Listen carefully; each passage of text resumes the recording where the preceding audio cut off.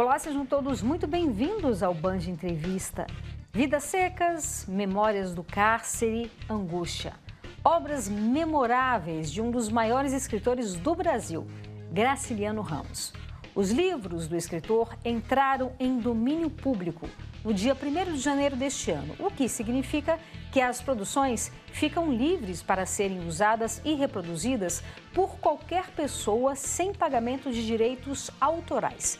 E sobre esse assunto a gente conversa agora com o professor de literatura da Universidade de Brasília, Alexandre Pilati. Professor, muitíssimo obrigada pela sua participação aqui, viu? Obrigado, eu que agradeço o convite. Bem, essa questão é uma questão judicial e, como se diz, o que a justiça determina não se questiona, né? Mas existem alguns aspectos para a gente elaborar sobre esse fato. E antes da gente começar o nosso debate, eu vou pedir para o Neto soltar aqui uma reportagem que foi feita, inclusive, pelo Jornal da Band, e a gente vai ver agora. Na travessia do sertão seco, o retrato da miséria de um país esquecido e do sonho com uma vida melhor. Porque havemos de ser sempre desgraçados, fugindo no mato que nem bicho. Talvez nós vamos encontrar um lugar melhor do que todos. Assim é Vidas Secas, um dos maiores clássicos da literatura brasileira e a obra mais conhecida de Graciliano Ramos. O escritor morreu em 1953 e deixou romances, contos, crônicas. Um acervo que agora pode ser acessado e editado gratuitamente. Isso porque a obra de Graciliano entrou em domínio público. Pela lei brasileira, isso acontece no dia 1º de janeiro seguinte aos 70 anos da morte de um autor. Com isso, os herdeiros perdem os direitos sobre a produção artística e direitos autorais. A novidade, claro, aguça o interesse das editoras por um dos autores mais importantes da literatura brasileira. Novas edições, principalmente dos livros mais famosos de Graciliano Ramos, devem chegar ao mercado nos próximos anos.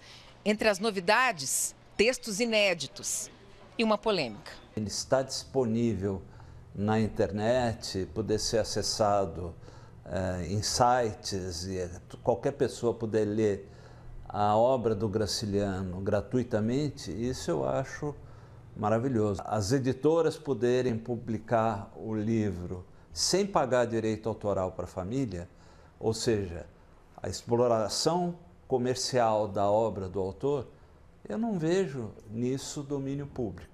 Em 1923, Graciliano escreveu Os Filhos da Coruja, sob o pseudônimo de J. Calisto. O livro de poemas permaneceu inédito por orientação do próprio escritor. Agora, em domínio público, uma editora decidiu publicar os textos, o que não agradou os familiares do autor. Se assinei com meu nome, pode publicar.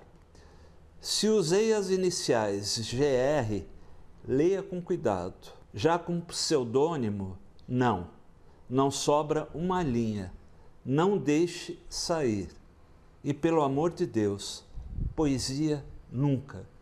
Foi tudo uma desgraça. E o grande problema aí é que uma corrente entende que o ingresso da obra em domínio público afasta esse direito de manter a obra inédita, essa obrigação de manter a obra inédita. E outra corrente, que ao meu ver é a que prevalece, entende que mesmo que a obra tenha entrado em domínio público, o direito de desejar que a obra seja inédita, permaneça inédita, a meu ver, prevalece. Aqui no Brasil, obras de outros autores importantes já estão em domínio público, como Machado de Assis e Monteiro Lobato. Músicas de Noel Rosa e Chiquinha Gonzaga também estão na lista. Vou abrir alas, eu quero passar. Vou abrir alas, eu quero passar. Também este ano, Mickey Mouse, um dos personagens mais famosos do mundo, ficou disponível para o uso público depois de quase um século de proteção de direitos autorais. Mas não é qualquer Mickey Mouse, apenas a primeira versão em preto e branco do personagem, que aparece nos 2 primeiros curtas produzidos por Walt Disney em 1928. E os produtores não perderam tempo, já lançaram até um filme de terror estrelado pelo Ratinho.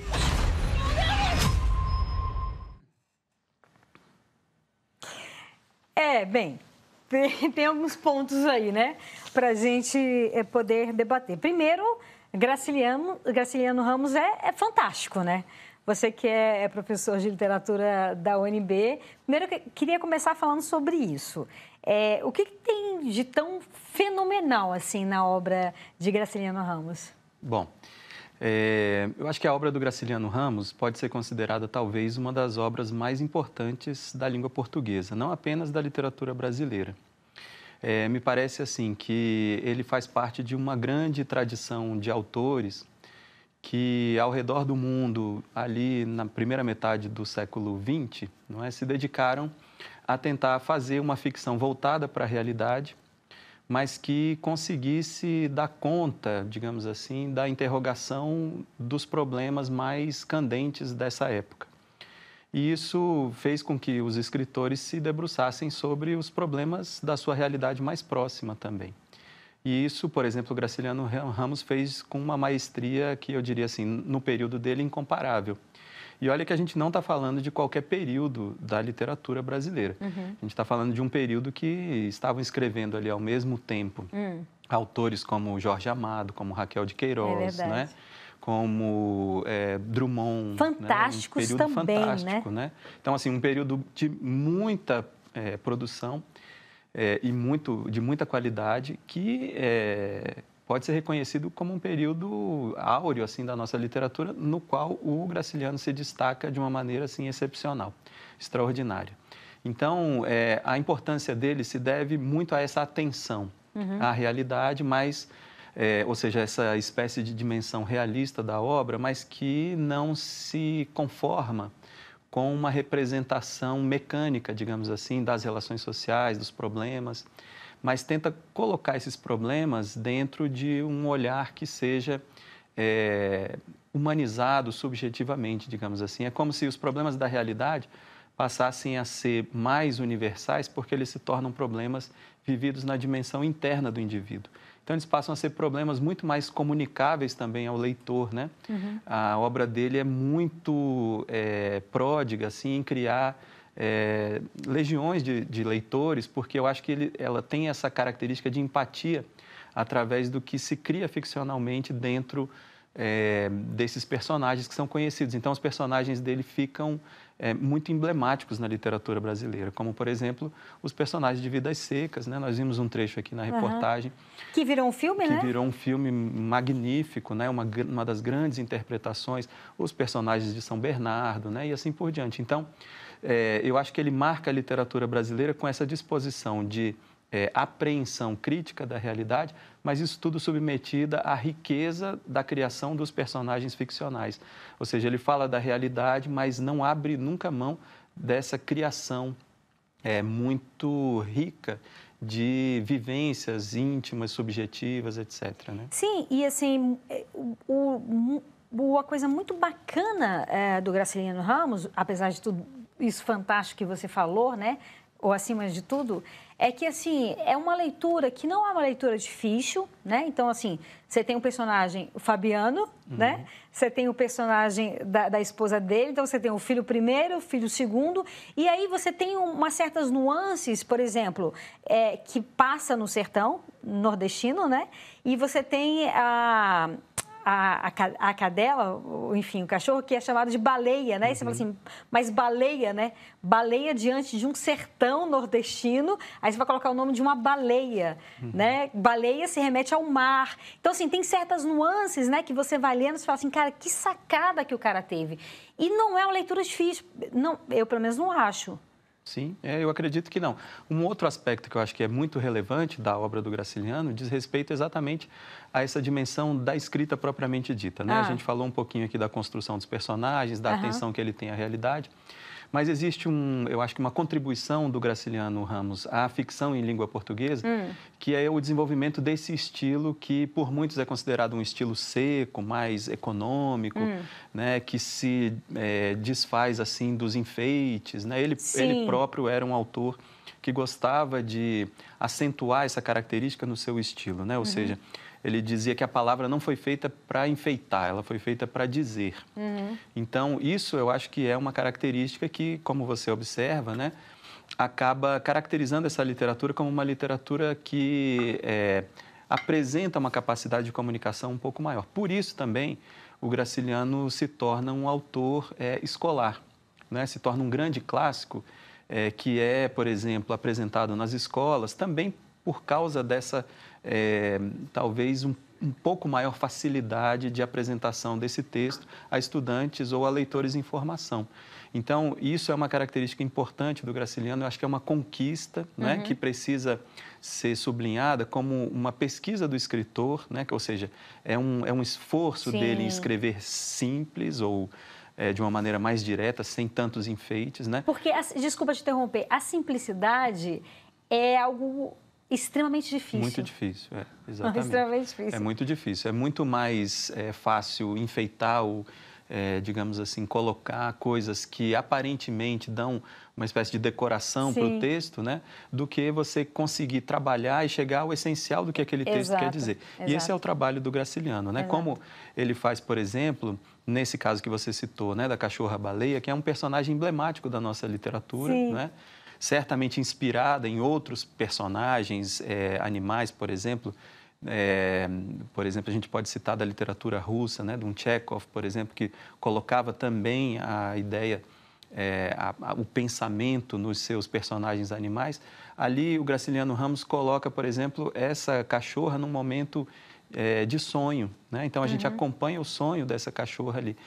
Mas só que de uma maneira muito simples, muito delicada, muito dolorida também, que é algo correspondente à vida daqueles seres humanos que acompanham a vida daquela cachorra em Vidas Secas, né, da cachorra-baleia. Então, acho que essa também é uma, digamos assim, uma virtude literária do Graciliano que a gente precisa sublinhar para poder ponderar a importância dele nesse contexto em que a obra dele está sendo discutida para ser colocado, disponibilizada em domínio público e colocada, dependendo da sua forma, né, para um público um pouco maior, né? Eu acho que essa é uma grande virtude também da sua obra. Maravilha. E agora a gente faz um breve intervalo, bem rapidinho, não sai daí, daqui a pouco a gente volta.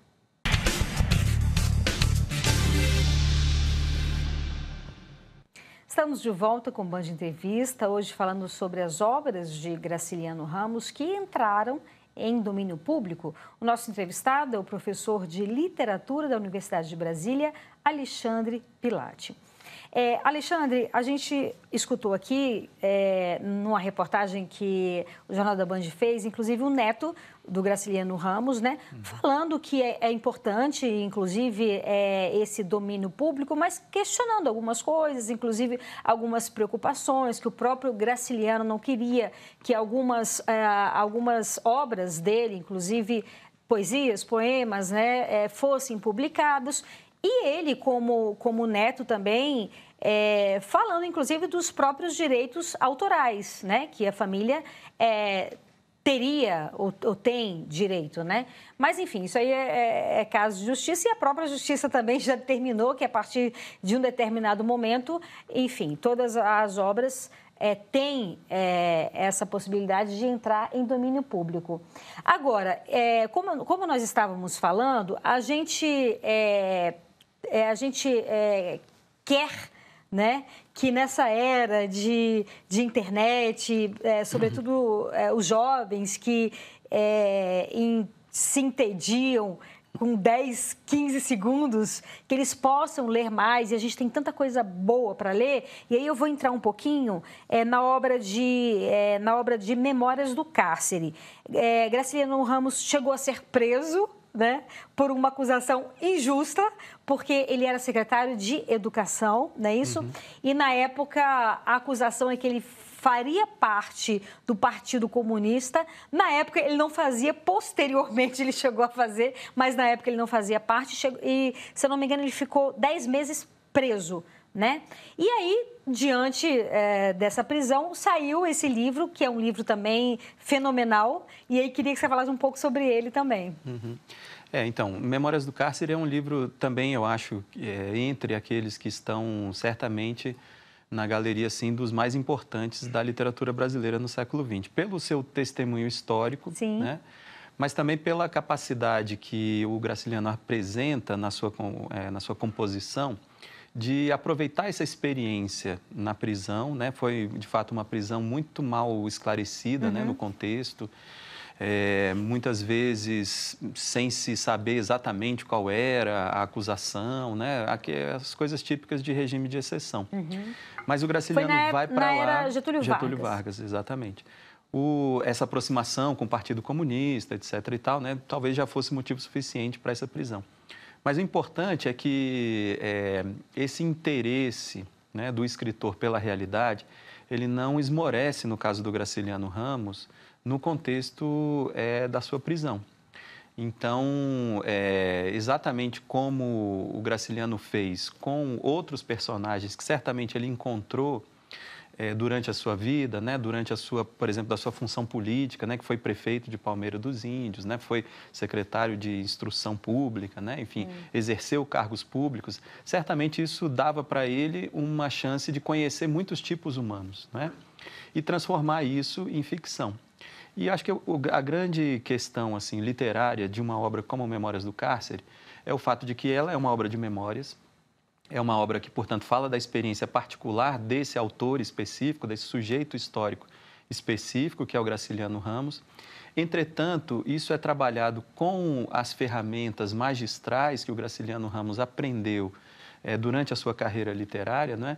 E aquilo se torna uma coisa que interessa para além daquele momento restrito, específico da sua prisão, né? E do seu sentimento de encarceramento ali naquele contexto. Então, o que a gente vai ver em Memórias do Cárcere, além das reflexões do autor sobre o seu tempo, sobre o seu momento, sobre a sua época, será também uma espécie de rica galeria de tipos humanos que também corresponde ao que acontece na sociedade. Então, ele toma aquela prisão e aquele momento da prisão como uma espécie de reflexo da sociedade e começa a trabalhar aqueles sujeitos que ele conheceu de uma maneira ficcional. Então, Memórias do Cárcere claro, sim, um livro de testemunho, de memória, né? Mas é um livro de testemunho, de memória construído com as ferramentas da ficção. Isso é o interesse dele. Então, é como se a gente não tivesse necessariamente lendo um diário de um detento, mas que a gente estivesse lendo pequenas crônicas, pequenas cenas, né? Que, de repente, um dia poderiam se converter em romances, em peças. Então, aquilo tem uma riqueza potencialmente ficcional muito grande e um valor literário que transcende, portanto, aquelas circunstâncias da prisão do Graciliano. Isso é que faz dessa obra uma obra que, certamente, por exemplo, em breve, né, assim, com a exposição da obra em domínio público, né, certamente muita gente se interessará, porque eu vejo ali, já há um filme, né, importante sobre Memórias do Cárcere, mas eu vejo, por exemplo, um potencial audiovisual... Nelson Pereira? Nelson Pereira dos Santos. Pereira. Sim, exatamente. Com Carlos Vereza, né, como personagem Graciliano. Então, é um filme assim, muito interessante, mas ali tem uma riqueza tão grande que certamente outras pessoas se interessarão em produzir, por exemplo, material audiovisual a partir disso, que é uma das coisas que a entrada da obra em domínio público favorece, né? A possibilidade de adaptações dessa obra, sem, evidentemente, perverter o original, mas com adaptações livres dessa obra agora, né? Você sabe que eu li eu ouvi uma coisa, eu não sei se foi Leandro Carnal, me perdoe se não foi ele, que eu fiquei pensando, assim, você falou aí, né, sobre a possibilidade da obrigatoriedade de alguns alunos lerem algumas obras que, assim, existem dois lados, que aí eu queria ouvir de você. A obrigatoriedade em si, ela nos traz alguns aspectos a serem analisados. E aí ele fala, enfim, repito, não sei se foi Leandro Carnal, acredito que tenha sido assim. E ele fala que a obrigatoriedade de você colocar crianças e jovens a lerem clássicos que são maravilhosos, ele meio que estraga, assim, sabe? A possibilidade dessas pessoas gostarem de ler obras que são maravilhosas, porque eles estão ali no banco escolar e são obrigados a lerem obras fantásticas. faz sentido por um lado, mas por outro lado também eu me pergunto como fazer essa juventude gostar de ler, né, livros que são tão fenomenais. Aí eu queria ouvir um pouco você sobre isso. Claro. Não, essa é uma questão que acompanha a gente, todos os professores de literatura, os professores de língua portuguesa, né? Porque a nossa função fundamental é formar leitores, eu acho, né? Essa é a nossa prática cotidiana. Então, eu já escrevi sobre isso num livro que chama Poesia em Sala de Aula. Eu acho que o lugar da literatura... Podia ter trazido para mim. Pois é, na próxima eu trago. Tá bom. Então, lá eu digo assim que eu acho que o lugar da literatura é na escola, né? Mas eu digo também que, por outro lado, é preciso desescolarizar o ensino de literatura. Sim. Quer dizer que a presença da literatura na escola, ela está muito longe da experiência do leitor, que é capaz de se relacionar integralmente com aquela obra, né? Na sua dimensão literária propriamente dita. Então, o grande desafio é esse, né? Eu não vejo mal, teoricamente, assim, ou a priori, na obrigatoriedade das obras em si, né? Mas eu acho que o professor precisa se obrigar a desenvolver metodologias que façam o acesso ou a mediação dessa obra, né, muito mais tranquila para o jovem leitor, dependendo, inclusive, das condições que ele tem de ler. Por que eu digo isso? Porque dificilmente um estudante vai conhecer um autor como Graciliano Ramos, ou Clarice Lispector, ou Raquel de Queiroz, ou Machado de Assis, independentemente ou em casa. Ele vai tomar contato com isso provavelmente na escola. Então, por isso que eu digo que o lugar da literatura, de fato, é a escola. Então, o problema é como a gente apresenta isso ao estudante, como a gente faz ele se engajar ativamente na leitura desse texto. Porque quem lê produz sentido, não é? Então, quando alguém se sente apenas obrigado a ler Vidas Secas, ele não vai estar disposto a se relacionar integralmente com a vida daqueles personagens. Parece que aquilo não diz respeito a ele. Mas eu acho que se a gente criar estratégias e metodologias para tentar colocar esse estudante jovem numa relação mais ativa com o texto, de construção de sentidos a partir da leitura, eu acho que a gente tem mais chance.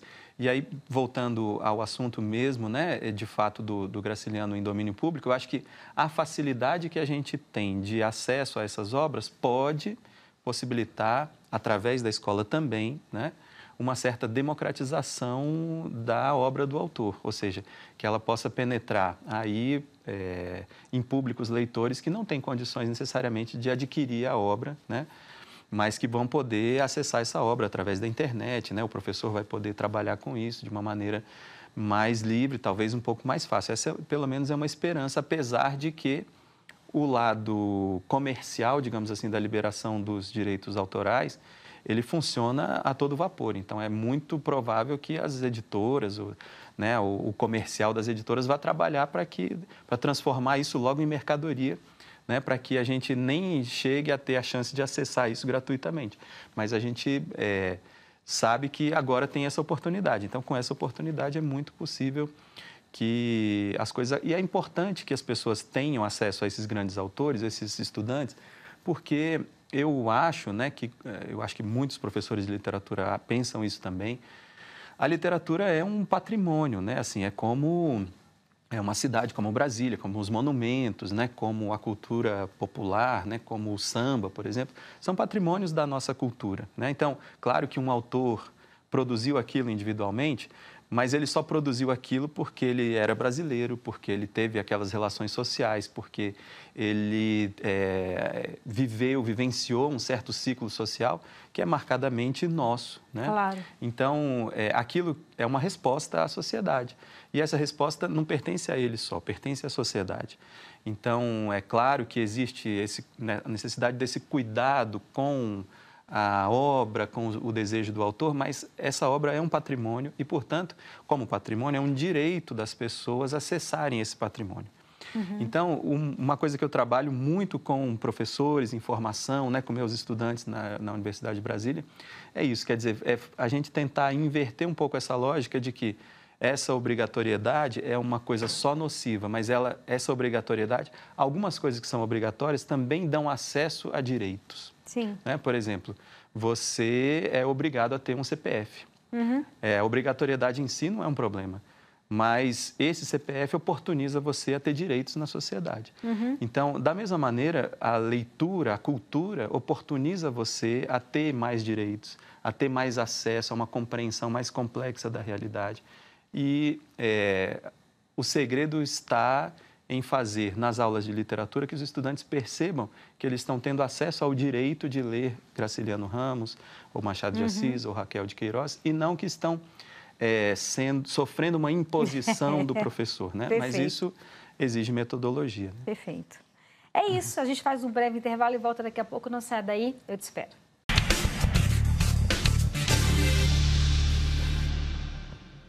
Estamos de volta com o Band Entrevista, hoje falando sobre as obras de Graciliano Ramos. O nosso entrevistado é o professor de literatura da UNB, Alexandre Pilati. Professor, por que ler Graciliano Ramos? Bom, tem vários motivos que a gente poderia elencar aqui para a leitura de uma obra importante como a do Graciliano Ramos, né? Eu acho que tem esse interesse, em primeiro lugar, esse interesse pelo Brasil, que está gravado nas obras dele, né? Ou seja, é uma forma de interpretação do Brasil que eu acho que interessa muito para o leitor de hoje, para o leitor jovem, para o leitor já mais experiente. Eu acho que é uma leitura que interessa muito. Acho que uma outra dimensão importante da leitura, da atualidade da leitura do Graciliano Ramos hoje, é exatamente essa também da sua capacidade de estabelecer a criação desses personagens, dessas situações, numa linguagem que é muito difícil de se conseguir, ou seja, é como se fosse mesmo um trabalho muito refinado de construção de um texto que visa comunicar, né? Que visa dizer, como ele próprio falava, né? Então, eu acho que, além disso, o Graciliano Ramos representa para nós, assim, do ponto de vista aí talvez dos literatos ou de alguém que tem mais familiaridade com a literatura, ele representa muitas pontes. Ele representa, por exemplo, uma ponte muito curiosa entre Machado de Assis e Guimarães Rosa, porque o Graciliano é um realista raiz, digamos assim, tanto quanto o Machado, mas não óbvio, né? E também é um regionalista raiz, tanto quanto o Guimarães Rosa, só que sem o enfeite do Guimarães Rosa. Ao mesmo tempo, ele estabelece uma ponte entre o rural e o urbano, porque ele apresenta muitas vezes o mundo rural, mas com uma percepção do homem da cidade também, né? O que favorece também o conhecimento do campo brasileiro, da vida no campo brasileiro, pelo homem da cidade. É também um autor que se estabeleceu na ponte entre o moderno e o atrasado, né? Ele escreveu as suas obras dentro dessa franja aí. Então, Vidas Secas é um exemplo disso, né? São Bernardo é um exemplo disso.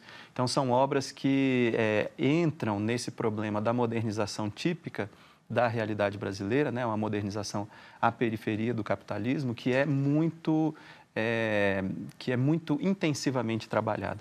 Então, acho que por todos esses motivos ele seria um autor assim incontornável, a sua importância é ainda atual hoje, né? E para finalizar rapidamente, qual a obra que você indicaria para quem nunca leu Graciliano Ramos? Eu acho que uma obra de entrada, né, que eu acho que caracteriza muito bem o estilo do autor, sem dúvida, é Vidas Secas. E, em segundo lugar, eu sugeriria certamente São Bernardo. Agora, sabendo também que ele tem uma entrada no público infantil, infanto-juvenil, com as histórias de Alexandre e A Terra dos Meninos Pelados. Maravilha. Muito obrigada, viu? Foi ótimo. Obrigado a você, foi ótimo. E o Band Entrevista fica por aqui. Lembrando que você pode nos acompanhar pelo YouTube, no canal Band Brasília e no Spotify, no endereço TV Band Brasília. Muito obrigada pela sua companhia. Aproveite seu fim de semana e até sábado que vem. Um beijo. Tchau, tchau.